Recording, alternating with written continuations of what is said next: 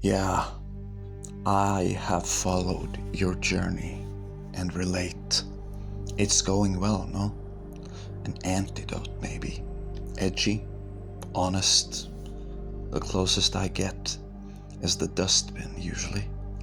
To getting down, so I tune in from time to time, pushing the boat out. But what you think of ghost rockets or UFO related to this? Ciao. See, the thing is, you might as well say aliens.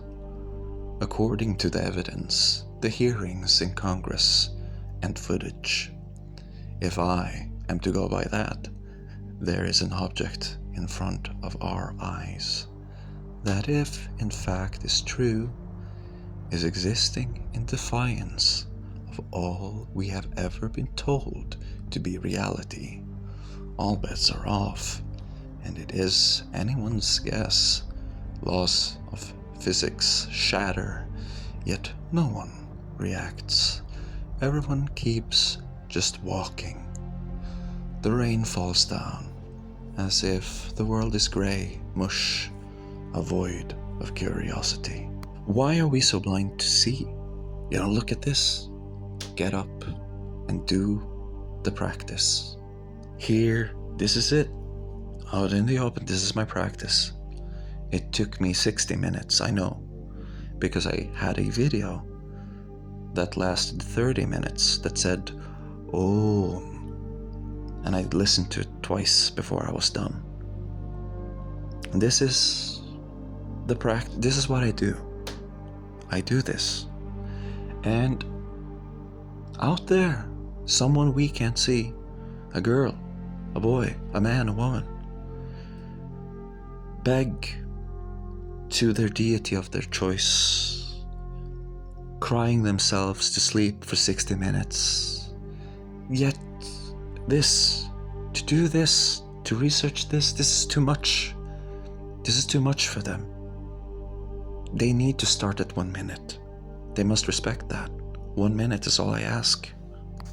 Whenever I show something, whenever I illustrate, and it is given in the context of, look at this, I did this, this is how I did it.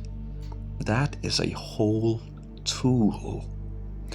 And I usually just give you the outer teachings. But there are inner teaching effects. There are personalized, tailored symbols and effects that would only make me happy because it's personal. And that's something you need to know. That, I'm not showing you a flower. It's symbolic of something else. Do you really believe that I am so blind that as a teacher, I can walk into a classroom and see everyone in that classroom again and again and again, and you see the caste system, and you immediately know, like, so you're the ostracized one. These are getting invited to the parties. You're not getting invited to the parties. And so, you have time to practice. And I'm showing you a lotus flower, but I'm really saying, hey, you have so far understood that the soul is contained inside of the body. But I'm trying to make it so that your body is contained within the soul. And when you realize this, you can just, maybe you can just go somewhere that you made up and be there and really, really be there.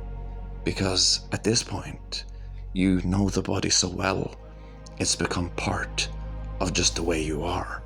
And so they say you have to become the Tummo, or you have to become the Vajrayogini. But what they're really trying to say is that you have to become the you that you see outside of yourself. You have, if you're gonna live without a body, then you're gonna need a place and people and friends. And to a person who has nothing, that sounds really good, because there's nothing to renunciate about worldly existence. And so they can go into practice way longer than 1 hour. frankly, they can go 16. And I've seen people like that. They are out on YouTube and they lie so much. They lie so much about their, because they don't want you to see who the world makes them be, because they're greater than that. Now, maybe you could speak about Guru's monetization system to please God, the sinners, but also his pockets. He seemed sad behind the cash register in your journal. I doubt he wants to do it forever. Okay, so you're talking about this, which leads into this.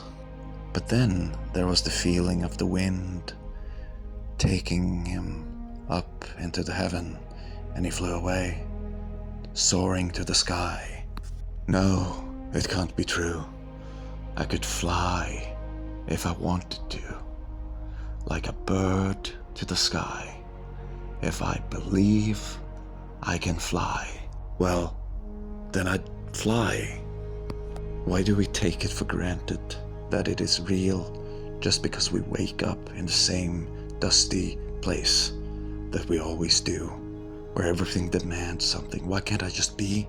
Or just let me fly, like I know I can fly in that moment, in that dream, when I feel that wind take hold of me.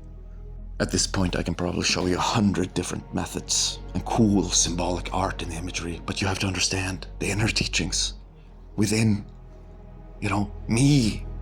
It was never as beautiful, ever, in those pictures as it was within. Who I truly am. Not what we truly are. Not what some eunuch, stupid old fool with a fancy title and a cape at a monastery tells you to be. Or some idiot in some story that everybody fawns over, Like one day, the man came to talk with the special Superman, and he said, "Man, I have so much problems with desire and lust." And the man touched him on the arm, and his dick just vanished into his body, the same way a tongue is sucked into the mouth. And everybody at the monastery, everybody who believed the right thing, they were so happy. They cut off their own dicks. It was a huge, special, very good day. And everybody said, "Look at this story, be that." Yeah, that's what you should do. Drive your car off of a cliff. This is sacred because we tell you what you should think. But you see, during COVID, I met a person, and all he did, he went over to me and he said, "If you have any money to spare, right now you should invest." And I said, I don't know even where to begin. I don't know anything. Just put him here. Just put him right here, in that one. I don't know. I got some. I'll try. And I just did what he said. You see, I don't know, but he did. And there are people like this out there who you don't even know their names, but they get up in the morning and they say, "Today I'm going to create money," and then they just do something like that. In the same way, this exists, but you cannot know before you've seen it for yourself. And it's so rare to meet someone like that. I just had him during a course that didn't last that long, and he was like that. I was like, wow, you exist and you do this. Wow, how have I not been told about this in school? People like you who just do this. Because he just watches the news, he sees the world and it's like, I know what this is. This means that this is gonna buy and this is gonna sell. And frankly, you need somebody who actually does that to teach you. I do this. Maybe you didn't know that this is real. Maybe it's like this represents a real experience. And it's very early. This is not even samadhi. This is simply just mindfulness and going to close as sleep as possible. Maybe even almost flirting with it, but then coming back and it's like, yeah, but I was still aware though, even though there was nothing. And if I ever make a book, I would prefer it to be hardcover. And I know that will be pirated, taken pictures of, and put out online. But the truth of the matter is to have it in your hand, to see this idea that came from someone's head, something that came from someone's head turned real, and holding that's this very good kind of energy of manifestation. But say you build a portfolio to save up some money to get a hardcover copy of that book, and you're decided to build a portfolio. I say an old, very, very old tip is to have 3 of them, right?